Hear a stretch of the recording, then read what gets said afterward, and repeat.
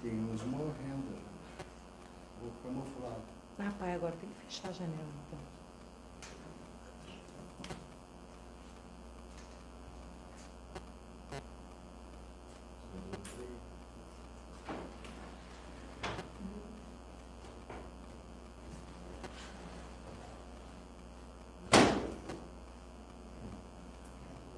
Boa noite, então. Boa noite. Meus irmãos, iniciamos os trabalhos da quarta da noite, fazendo a leitura, pedindo permissão do diretor da casa, que eles gostam do seu equipe, para que ele faça a devida limpeza de energia negativa ao seu encontro. Pedimos a purificação da água, que é necessário levar para nossas casas, e assim, em nome de Deus, do Cristo da caridade, vamos iniciar a atividade da quarta da noite. São os irmãos leitores da explanação e do cerimoniamento da a leitura do Evangelho.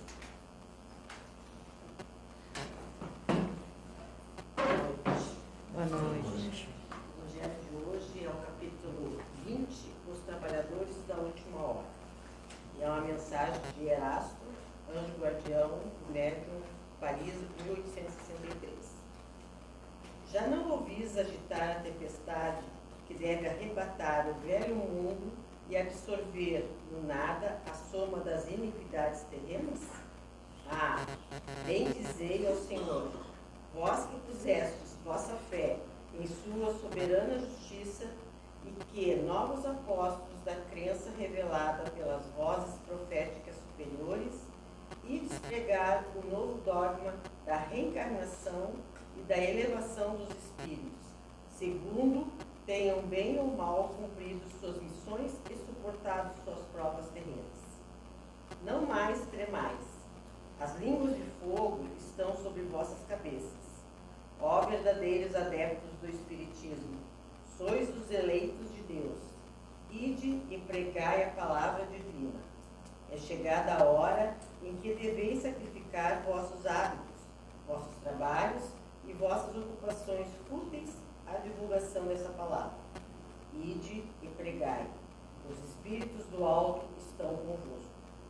Certamente falareis a pessoas que não irão querer escutar a voz de Deus, porque essa voz incessantemente os chama à abnegação.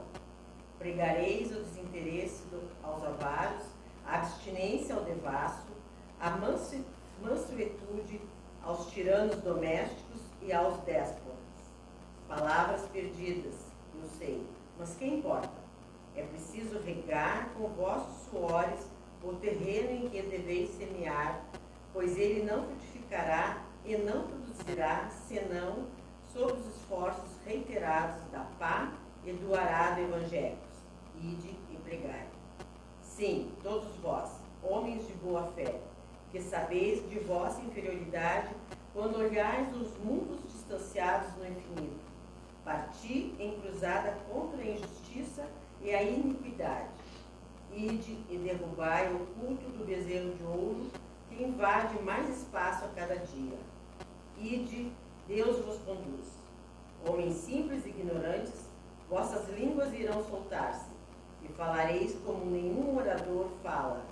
Ide e pregai, e as populações atentas acolherão com alegria vossas palavras de consolação, de fraternidade, de esperança e de paz. Assim seja. Assim seja.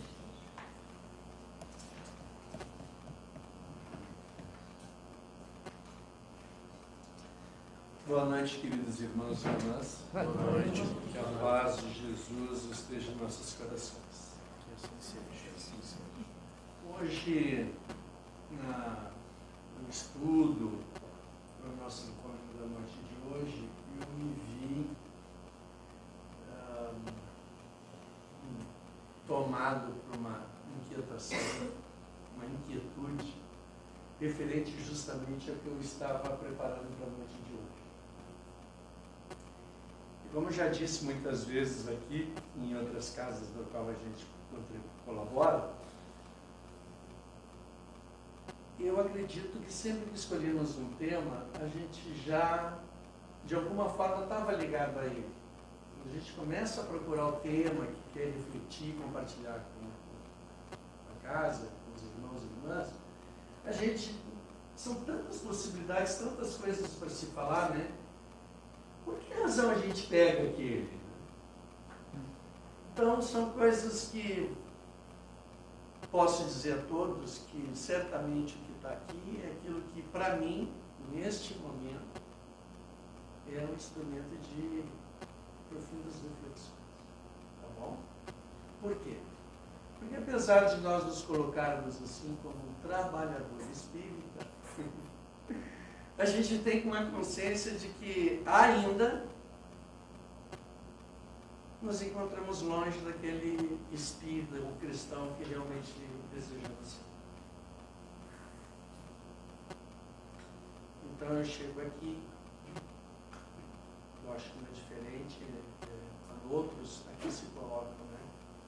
Buscando como todos que aqui se encontram, mais alimento, mais entendimento, maior aprofundamento desses conhecimentos sobre nós mesmos. Porque com Cristo o fardo fica mais leve. Com Jesus o autoconhecimento fica suportável. Porque em todos os processos daqueles irmãos que cruzaram no caminho de Jesus, e que os evangelistas trouxeram para nós, e depois a obra espírita nos enriquecendo tanto o que realmente aconteceu naquela época, as lições que a gente percebe ali vão nos mostrando um Cristo que tem a capacidade de nos auxiliar a encontrar os recursos divinos que nos são necessários para o nosso crescimento pessoal como espíritos, para a nossa realização dentro do nosso projeto de vida, de reencarnação. Então, Cristo, percebendo com muita clareza as nossas fragilidades, as nossas fraquezas, né, as nossas imperfeições, ele sempre, né, com a sua habilidade, fazia com que a gente acordasse também para aquilo que é bom. Porque no nosso ser mais profundo não se esconde só as coisas que são feias em nós. E posso afirmar, como um profissional da área da psicologia, que a maior parte de nós, em termos de estrutura psíquica, a maior parte é desconhecida. A gente não sabe quem realmente somos. Mas, como a natureza não dá saltos, e nós estamos submetidos a essa sabedoria de vida, à medida que nós vamos ampliando a nossa capacidade de perceber o mundo, nós vamos conseguindo aprofundar ainda mais sobre nós, chegando a regiões que nos surpreendem no primeiro momento, porque não acreditávamos que dentro de nós ainda reside tamanhas imperfeições. Algumas que nos envergonham.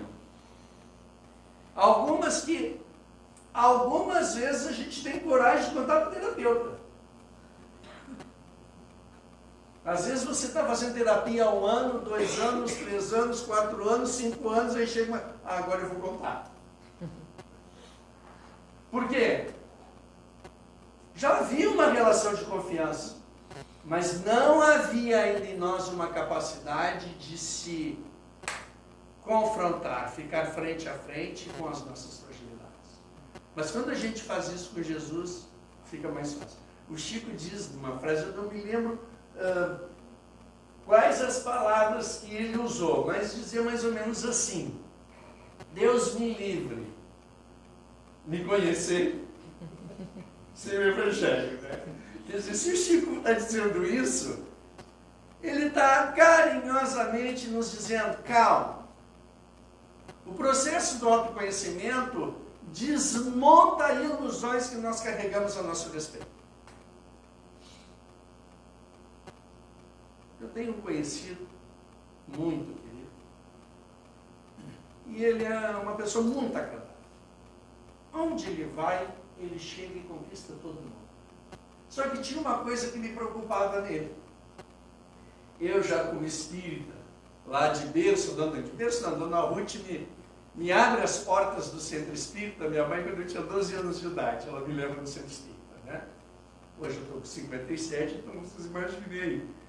Então a Dona Ruth faz esse movimento, a gente começa no espiritismo, vive as nossas experiências, tropeça inúmeras vezes, encontra no Evangelho a consolação, a motivação para seguirmos em frente, a gente se levanta, vai, cai, levanta, e a cada queda, a possibilidade de nos reerguermos mais fortalecidos e compreendendo melhor o amor da lei divina. Então, a gente foi fazendo isso. Aí eu entro na psicologia. Já tinha aquela coisa de atender no plantão fraterno, né, do centro espírita, né? Aí abri um curso de psicologia e uma amiga disse assim, Júlio, vai abrir um curso na UBRA. E quando me disseram, eu lembrei de ti. Eu disse, qual é o curso de psicologia? Parece que deu Eu nunca tinha pensado nessa psicologia. Quando ela falou aquilo, eu fui lá e me matriculei lá no primeiro vestibular e entrei no curso. E estamos lá até hoje, assim, trabalhando lá. E na psicologia a gente vai encontrar também um estudo mostrando que realmente nós não nos conhecemos, que o grande desafio para a solução dos nossos conflitos está no autoconhecimento. Né? Então a gente usa recursos da ciência para facilitar esse processo de aprofundamento. Agora fiquem tranquilos, nem todo mundo tem insights, se ilumina, acorda, se transforma, porque foi lá fazer terapia. Nós temos inúmeros casos de pessoas que tiveram essa transformação em determinado acontecimento.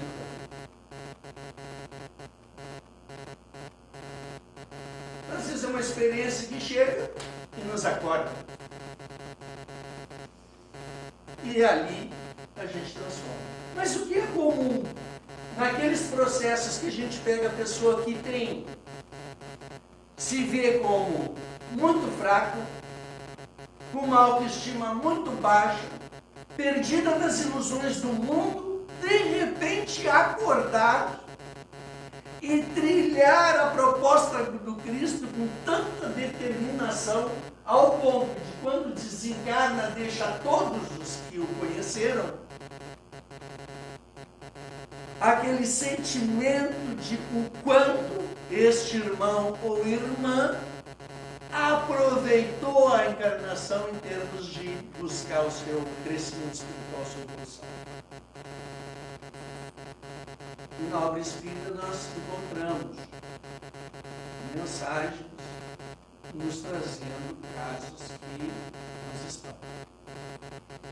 Madalena, a mulher que conhecia a vida de luxo, as festividades, vivia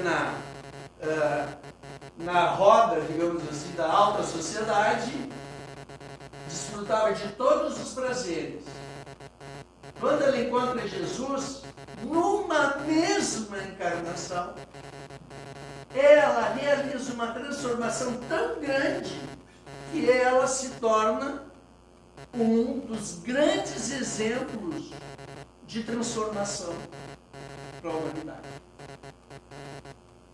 Uma trabalhadora, dedicada na seara de Jesus, que vai encontrar no amor do Cristo aquele amor que ela tanto buscava nas ilusões do mundo. Segundo personagem que nos chama a atenção é o apóstolo Paulo. Paulo era um homem culto, jovem, bonito, também de uma família respeitável da sociedade judaica. E quando ele se converte, ele abre mão de tudo aquilo que antes de conhecer Jesus é o que ele mais valorizava e se importava. Era um homem que tinha um orgulho, era um homem que era resistente a um novo pensamento, perseguiu muito ao Cristo, mas quando se encontra com ele na entrada de Damasco, Não fez terapia. Você viu? Insight. Saulo, Saulo, por que me persegues? Naquele instante, ele diz para Jesus: Senhor, o que queres que eu faça? E não foi o entusiasmo que todos nós temos quando encontramos. Eu posso dizer assim, a gente encontra a doutrina e acha que vai se transformar e mudar o mundo, né? Aí parece que fogo de palha, fica um ano, fica dois, depois soca na casa espírita. Né? Paulo não. O Paulo entendeu, refletiu, mergulhou sobre ele mesmo e fortalecido foi. E sofreu muitos embates. E conseguiu, né? Além do esforço, da perseverança, da coragem, da renúncia, o amparo de Jesus a todos aqueles que se dispõem a seguir o propósito dele.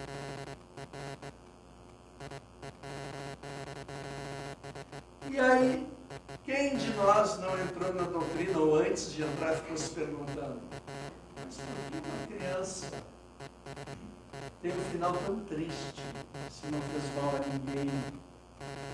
Por que uma pessoa nasce com tantas limitações e outras com tantas facilidades? Eu tinha perguntas mais simples, porque antes de conhecer a doutrina espírita, lá pelos 8, até os 10 anos, eu estava naquela assim: por que meu amigo, que gostava muito dele, da família dele, puxa, é tudo. O pai tranquilo e maravilhoso, a mãe, não, os meus não fossem, né? Mas era uma vida fácil. E a vida da minha família, que nunca faltou nada, era uma vida com mais luta, com mais dificuldade. Então, aquilo eu me perguntava, à noite, deitava, fazia minha prece, ficava pensando: mas por que o vive assim e eu vivo dessa forma? Por que aquele meu colega, que ainda tem muito menos do que eu, tem que passar por aquilo? E quando eu vi, amanhecia. Eu me perguntando. Aos 10 anos, outra noite em claro, amanheceu, eu me perguntando, querendo entender essas diferenças, porque eu não tinha dúvida, incrível isso. A criança não tem conhecimento para, talvez, conversar sobre isso, mas parece que aquilo já estava dentro de mim. Eu entrava na igreja, porque eu sou de berço católico, não na missa. Eu ia no dia, igreja de porta aberta, sentava lá, me ajoelhava e começava a conversar com Jesus. E ali eu orava, perguntava o porquê daquelas coisas, confiava na vontade dele sair, mas eu não tinha as respostas. Eu tinha uma fé. Aos 12 anos entra a doutrina lá em casa, minha irmã já escondida no centro espírita. Quando a dona Ruth foi falar em centro espírita, ela disse: mãe, não sei onde tem um. A Ângela então leva a minha mãe no centro espírita, e ela conhece a dona Yolanda. Bastou uma conversa com a dona Yolanda, ela nunca mais deixou de ir na casa espírita. Aí a gente entra aqui no espiritismo e começa a estudar essa obra maravilhosa, que nos facilita a compreensão dos ensinamentos de Jesus. Para quê?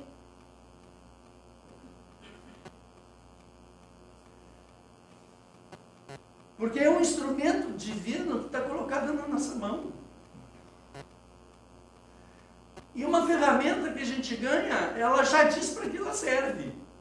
Metáfora do próprio Evangelho, uma enxada nos comunica de que nós precisamos ir lá capinar. Se não usar ela, ele enferruja, perde o fio. E nós, todos que aqui estamos, fomos convidados amorosamente por Jesus para percorrermos o nosso caminho com muito mais clareza do para que estamos passando por isso. Essa pergunta eu acho que agora é mais pertinente, não é mais o porquê, é para quê. Porque tudo que nos acontece está submetido a uma causalidade divina. É a vontade superior colocada naquelas experiências no meu caminho. Um dos nós já sabemos. É um efeito imediato da escolha que a gente fez nessa encarnação mesmo. Outras, a gente não encontra resposta para estar vivendo aquela experiência com aquilo que a gente desempenhou nessa vida. Mas pelo conhecimento que nós já temos, se ela veio, é porque eu preciso. E o que eu vivo é efeito das escolhas que eu fiz no passado.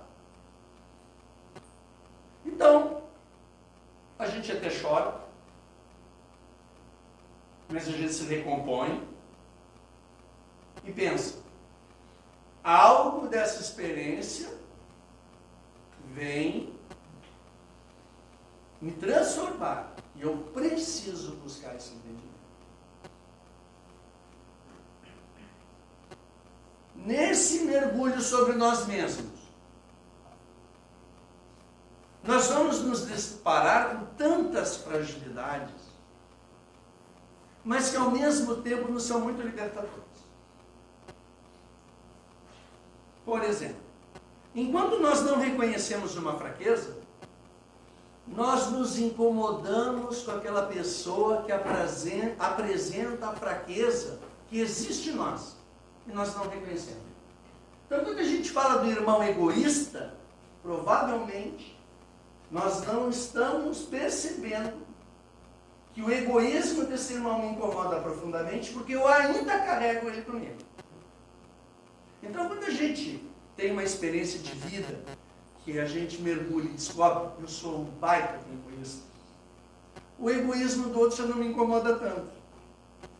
Por quê? Porque eu reconheço que essa fraqueza que o outro irmão tem, ou irmã, eu também tenho. Então ele já não vai ser mais alvo das minhas críticas, mas do meu respeito. Porque nós estamos vendo uma fraqueza que também possuímos. Podemos falar dele? Nem queremos mais. Porque o que nos é necessário é trabalhar esse egoísmo que ainda reside em nós. Então, nós vamos ter o convite de Jesus para fazermos esse trabalho de transformação, que é o maior desafio nosso. Porque é trazendo luz para esse mundo interior que nós podemos e faremos com muito mais habilidade, de uma forma muito mais positiva, fluindo melhor de nós a prática do bem e do amor. Então, enquanto nós não reconhecemos o quanto ainda precisamos melhorar, nós ficamos muito na expectativa de que os outros melhorem. Agora, olha o benefício do mergulho profundo. Quanto mais doloroso é o aprofundamento, quanto mais baixo nós chegamos, maior é o nosso impulso, porque o Cristo nos acolhe na sua misericórdia. Então, quando a gente percebe tudo o que tem na vida, todas as possibilidades que recebeu, apesar de todos os erros que cometemos, que o Pai não nos abandona e que sempre nos dará uma oportunidade de reparação, de renovação e de crescimento em busca da felicidade, maior é a nossa vontade de mudar. Quanto mais baixo eu chego, eu arranco com mais força. Eu também quero ser feliz. Então você vai atrás. Enquanto, e aí que me pega. Está no Espiritismo desde os 12.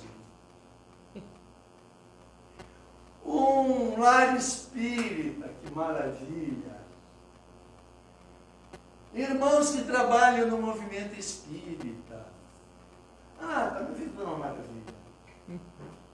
Cadê o esforço? Nós ficamos naquele padrão morno e não aproveitamos a nossa oportunidade.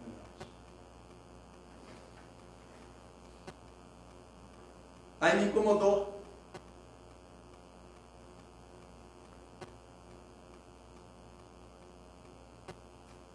Porque a gente pode mais.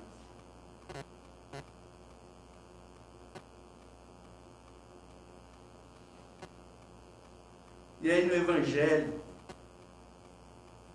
no capítulo 15, fora da caridade e nossa salvação, nós vamos encontrar a necessidade da caridade segundo São Paulo.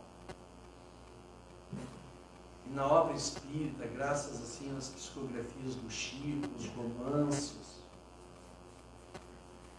graças à contribuição do Humberto de Campos, do irmão X, e tantos outros trabalhadores, nós vamos confirmando, através de fontes diferentes, né, que aquele personagem da história lá no passado já reencarnou, que errou, né, já reencarnou e resgatou e trabalha na seara do Cristo. Como pode, né, Judas ser um grande colaborador da seara do Cristo?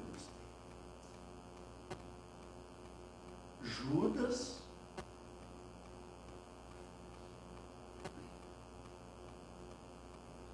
como pode Herodes, que mandou matar todas as crianças, com medo que as profecias diziam que daquela geração viria um grande rei, né? Eles acham que tudo que é política, né? Hoje está a mesma coisa. Hoje está a mesma coisa. Todo ano que tem eleição aparece o representante do Senhor, né? Nunca vi. Não é isso. A proposta de Jesus não é uma política dos homens. É a política do amor, que não olha para preferência política, para cor, para nada disso. Mas não adianta. Toda eleição aparece o representante político que Deus está enviando. Todos são filhos de Deus. Agora, esse parênteses, né? No meio de uma sociedade de imperfeitos, nós não teremos uma instituição perfeita. Impossível, né?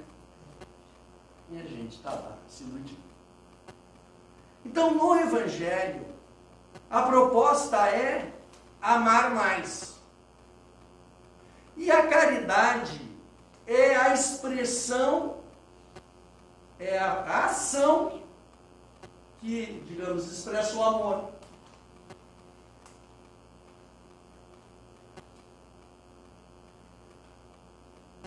E se não expressarmos o amor, se não atuarmos no bem, não desenvolveremos essa virtude dentro da gente. E por escolha nossa, adiaremos a felicidade que Jesus nos convida a conquistar. Por escolha nossa. A prece é nossa. A prece é nossa. Quer ser mais feliz? Pô, vamos repensar. Agora estou falando para o Júlio, tá? Vamos repensar onde é que eu estou empregando as minhas horas. E não precise ir longe. Geralmente, já dentro de casa, temos o campo perfeito para começar a aplicação do Evangelho. Recebo muito paciente sofrendo, insatisfeito com a vida, não encontrando saída, querendo escutar do terapeuta a palavra mágica: larga tudo e vai ser feliz. Se algum psicólogo dizer isso, troca de psicólogo. Não façam isso. Mas é muito comum nós procurarmos alguém que avalize o nosso desejo de fugir das dificuldades. Aí eles chegam lá e começam a contar a sua desgraça, né?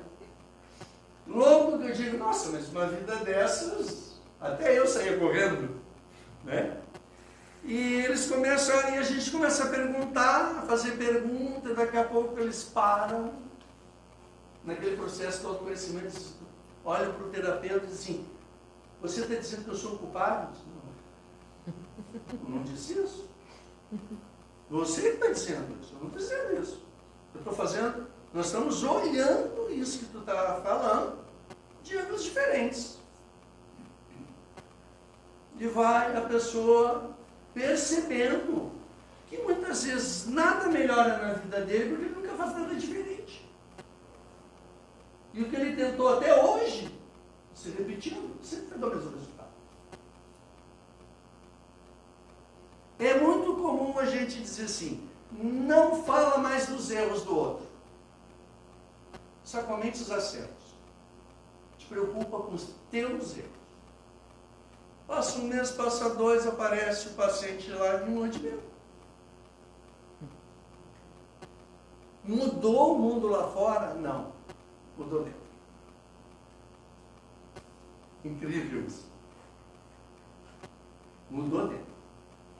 Então, vamos nos ater aos processos da caridade. Vejam bem, como diz o apóstolo Paulo, ainda, primeiro, a anotação de Paulo escrevendo uma epístola aos Coríntios, uma carta, né?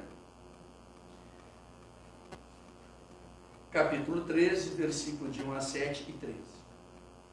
Ainda que eu falasse as línguas dos homens e até mesmo a língua dos anjos, se não tiver caridade, sou apenas como um metal que soa ou um sino que tine. E ainda que tivesse o dom de profecia e penetrasse em todos os mistérios, e tivesse uma perfeita ciência de todas as coisas, e se tivesse toda a fé possível, capaz de transportar montanhas, seguinte destaque: se não tiver caridade, nada serei. E quando tivesse distribuído meus bens para alimentar os pobres e houvesse entregado o meu corpo para ser queimado, se não tiver caridade, tudo isso de nada me servirá. Ou seja, dar todos os teus bens materiais não é a caridade. Pode ser só uma beneficência.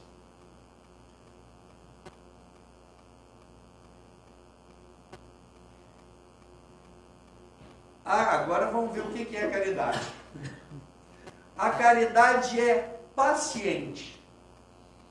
Então, quando eu digo assim, não pontua os erros do outro, só as qualidades, você está exercitando a caridade. Porque para não pontuar, a gente tem que ter.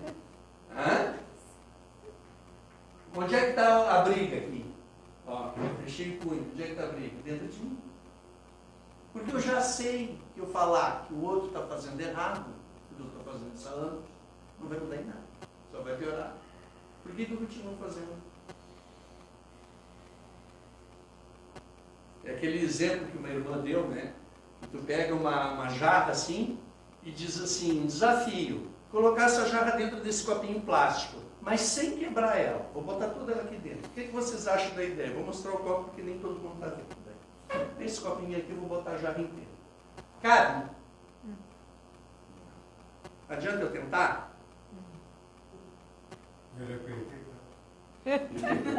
Quer ver? Tinha que ser meu xará, né? É coisa de julho isso aí. Bom, você diz para o filho assim, meu filho, chega da escola, toma o teu banho, meia hora de descanso para ti, 1 hora, faz a tua lição de casa, 8 horas da cama. Boa ideia? Mas ninguém consegue fazer isso, né? Algumas exceções. Tá. Vou dar um exemplo mais prático. Se está muito puxado, os jovens já me olharam atravessado. Pô, tá replicando a vida. Desculpa aí, tá? Bom, filho tomou banho e jogou a toalha molhada em cima da cama. Entra a mãe no quarto. Meu filho, não bota a toalha molhada em cima da cama. O que ela faz? Ela pega a toalha e vai lá e estende. Ele chega de noite e a cama está sequinha. Ela está há 10 anos dizendo isso para ele. Ele já está com 19, 20.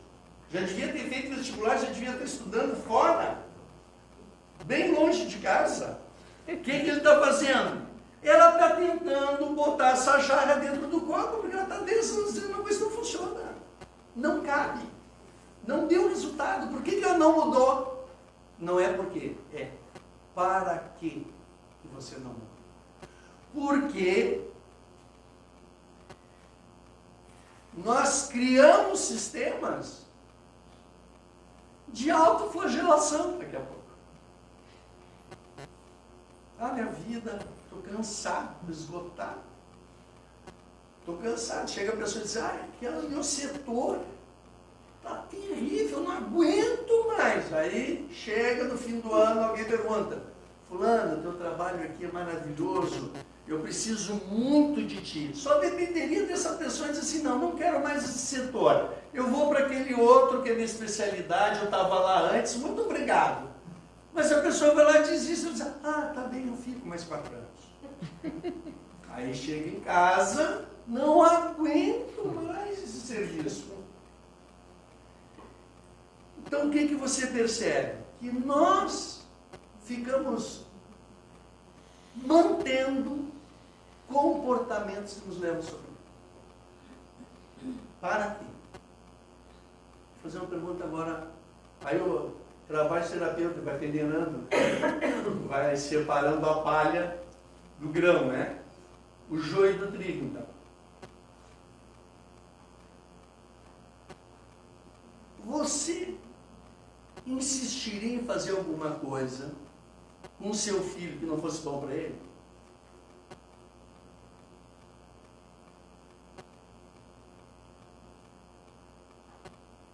Dar ordens para o teu filho que tu sabe que não é bom para ele. Não. Aí a gente se pergunta, e para que eu faço isso comigo? Porque se tu não faz para o filho, por que tu não faz para o filho? Porque tu ama. E por que tu faz contigo? Porque está faltando amor. E o que o Evangelho nos convida? A cultivar o amor. Para o bem de quem? De todos, começando por nós. Começando porque vai fazer um bem danado. Sabe, água que mata a sede, água que refrigera, é isso que o Evangelho faz com a gente. Quando você começa a beber na fonte do Evangelho, ela começa a refrescar a alma. E o ar fica mais leve. O fardo fica mais leve.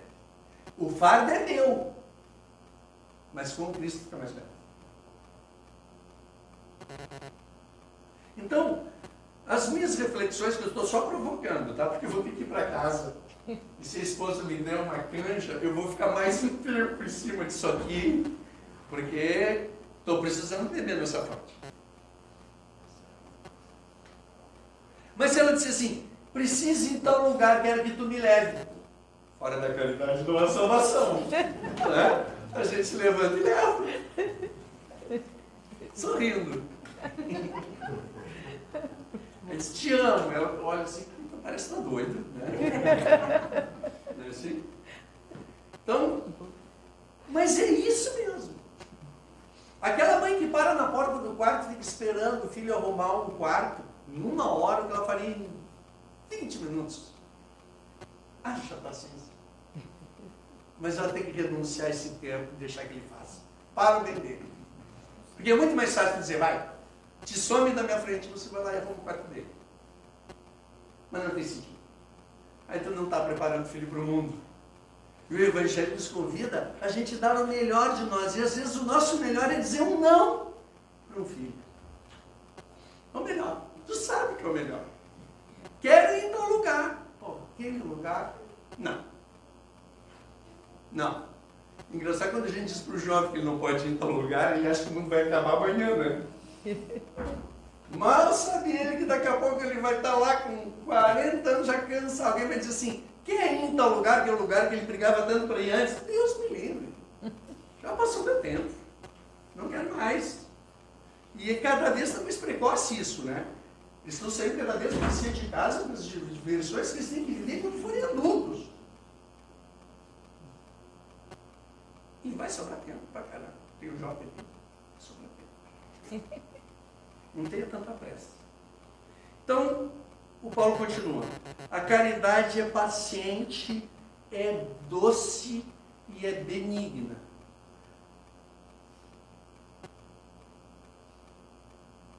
A gente tem que ter habilidade, né? É bonito quando a gente tem uma pessoa assim, o Chico, né?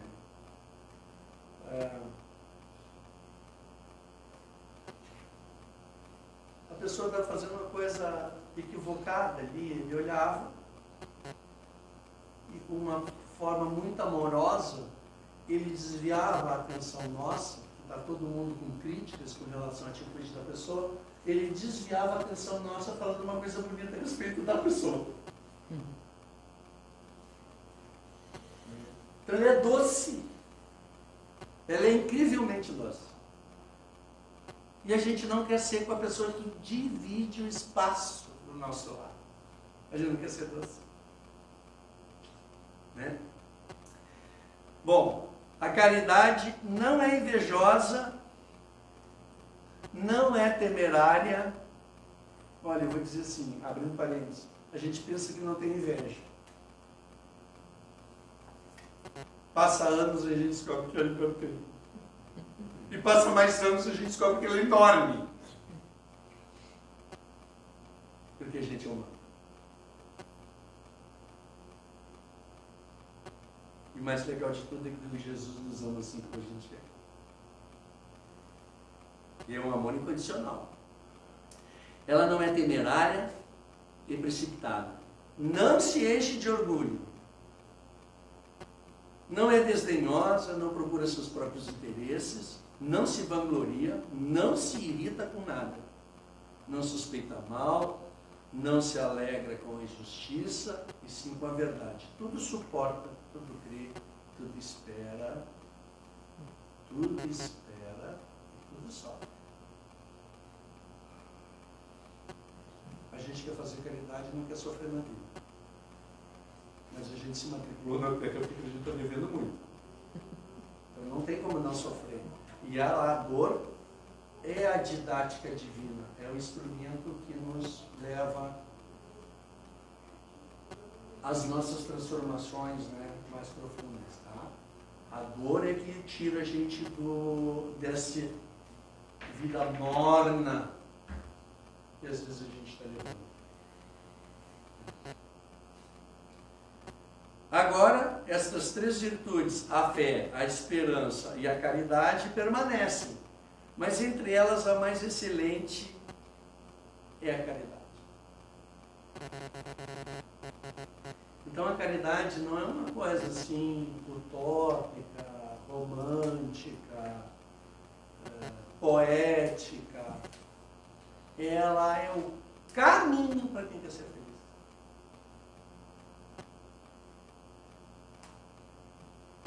Então, que possamos usar melhor o nosso tempo. Que possamos focar na caridade, não precisa ir longe, como disse, é dentro de nós o trabalho e daqueles que convivem conosco.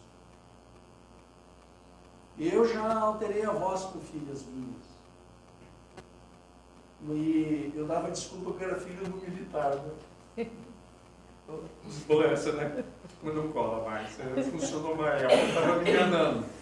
Hoje, o meu militar lá é um poço de pacientes. O que os filhos fazem, eu sou caçula, imagina os outros. Eu sou caçula. O que ele ainda passa como pai, aí vai perguntar, aí pai, como é que está a vida?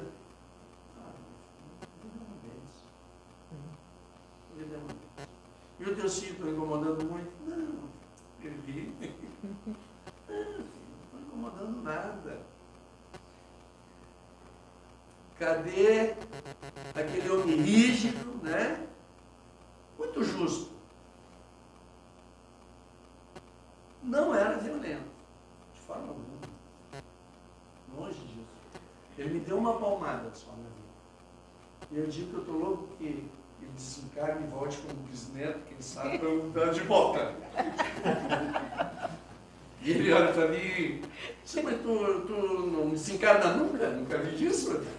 Quero devolver aquela palmada que tu me deu? Né? Mas é aquele homem que é uma pessoa assim próxima que eu posso dizer que depois que encontrou a doutrina,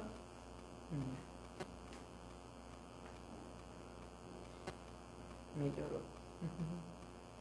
foi uma das pessoas que mais se transformou à luz do Evangelho.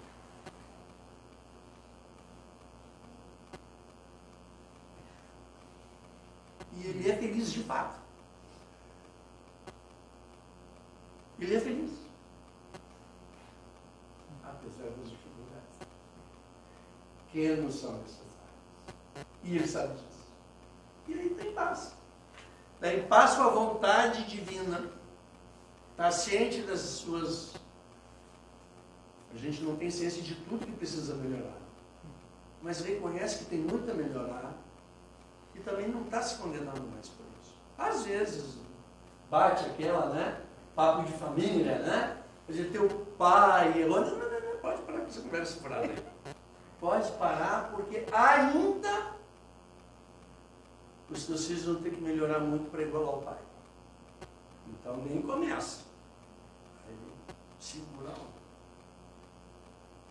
Então, a caridade é essa coisa doce, perseverante, ela não tem pressa, ela não folga com mentira, mas folga com a verdade, tudo suporta. Tá bom, gente? Que possamos abraçar essa proposta do Cristo, que possamos rever a nossa agenda encarnatória e talvez dedicar mais tempo para esse autoconhecimento, que nos fará certamente muito bem, e para a prática da caridade, a prática do bem, a prática do amor, que assim seja. Vamos agora para a direção para os lares, que nesse momento você se concentre para enviar pensamento positivo. Então, o irmão que está precisando de ajuda, ela não vai receber. A nossa irmã Lívia vai fazer a atenção.